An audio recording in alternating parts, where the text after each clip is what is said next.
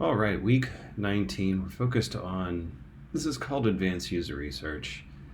And I would say, it is that. It represents another full walkthrough of research practice to go from nothing to findings to sort of output documentation report, whatever you want to call it. There's a fair amount of fluidity in this. So, what I would recommend is as you choose your way through this, on a daily basis, just pick things that make the most sense for you. It could be that you have access to a lot of folks you want to have conversations with and you can run interviews. I would keep them relatively short to keep the output short, and that would mean finding a narrower scope of research. The other is surveys, as this one mentions, keep it to 5 to 7 thoughtful survey questions, maybe even fewer if you have a lot of open-ended questions.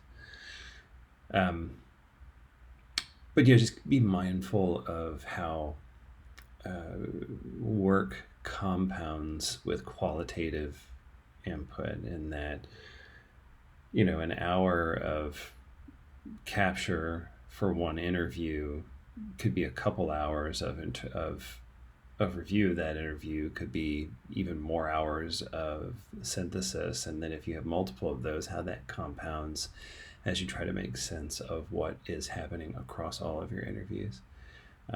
So just something to be mindful of. Survey results also, it may take a few minutes to produce this survey and send it out, but if you get paragraphs from folks, it may take you a while to make sense of it. So day one, design and launch quick user survey. Use any topic, product, idea that you'd like. Pick something that's of interest to you. For this, you may want to pick a small portion of that. And write 5 to 7 thoughtful survey questions, open and close-ended. Use a tool. Google Forms should be good enough for this if you need it, if you need something easy to get to.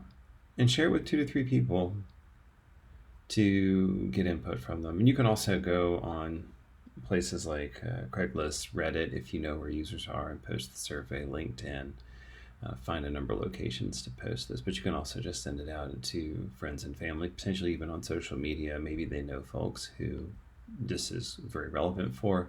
And again, when you're picking your subject, maybe pick something that is more ubiquitous if you're concerned that you may not get your target audience. When you're done, summarize 2 quick takeaways from your respondents. So if you sort of manufacture data, maybe you have AI take the survey for you. Find 2 quick takeaways from your respondents and just summarize them. Day 2, synthesize qualitative feedback. So some of this qualitative feedback could be from your survey. It could be, again, from going to Reddit or Google reviews, App Store reviews, and learning what people feel about the product or that particular product area. You can use both of them. If you have input from your survey and from reviews, you can sort of compound those and try to make some meaningful observation about it. Extract qualitative statements and group them into 2 to 3 themes or patterns. So take all of it and sort of try to see a pattern, try to find a pattern in your capture, and then make statements like, we observed X, Y, and Z, and this suggests something.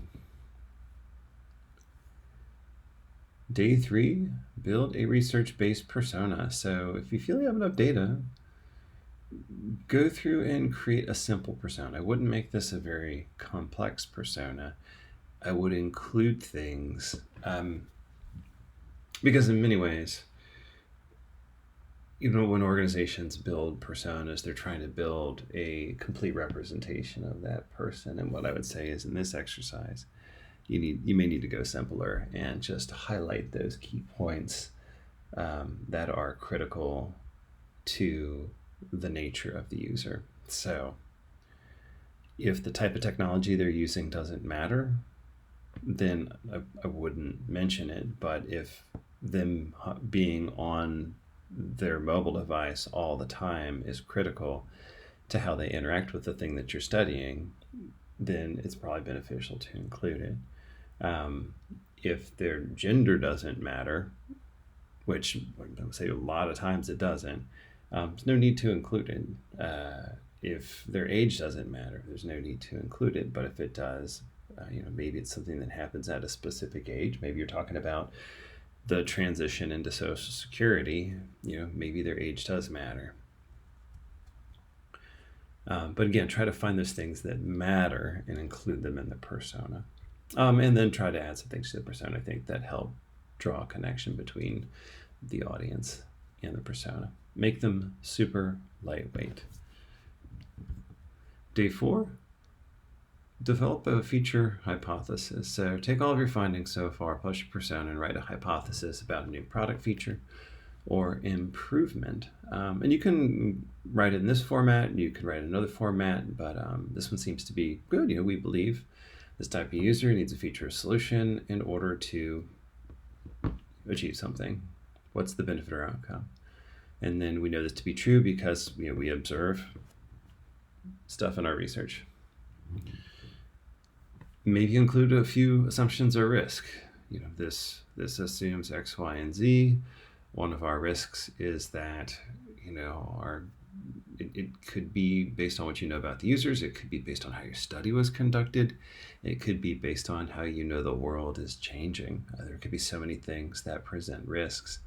I would say find the ones that seem to be the most important and pick those two, knowing that there are also other important things that are other risks that exist. I wouldn't necessarily focus on being exhaustive here, but just pick a handful and just understand that the rest of them exist. So your 1 or 2 assumptions or risks should be related to your hypothesis, and they should be fairly important when thinking about the hypothesis. And day 5, present your research insights visually. So create a nice, clean way of communicating your research insights. This is important because you've done all this work to understand your users, understand something they're trying to accomplish and the challenges that come with trying to accomplish it. You've put a face to your user, you've created a possible solution, and now is your opportunity, now is your chance to get in front of someone who is potentially a decision maker, has access to the purse, and make your case. And that person may exist in a particular space. So if this was at a game company that makes really colorful and impactful games for children, this may look different than if you're presenting this to an executive or director at a company that deals mostly with trading finance assets. And so consider who the audience is and present just a really nice visual representation of everything that you've captured in this. Should be a really interesting week and give you a nice case study. So if you were able to get in with more realistic data, realistic study, it could be a real fun thing to include in your portfolio, or at a minimum talk about, especially if you do get real users in your survey and capture real review data. And if this is relatively new for you and you're digging into advanced research practices, this would be a good exercise to go through, just to go through the motions and experience it, so that when you come back the next time, you'll recognize some of the struggles that you went through, and you'll be able to learn from them and work through them differently. Looking forward to everyone's output from week 19, advanced research, and best of luck as you go through this.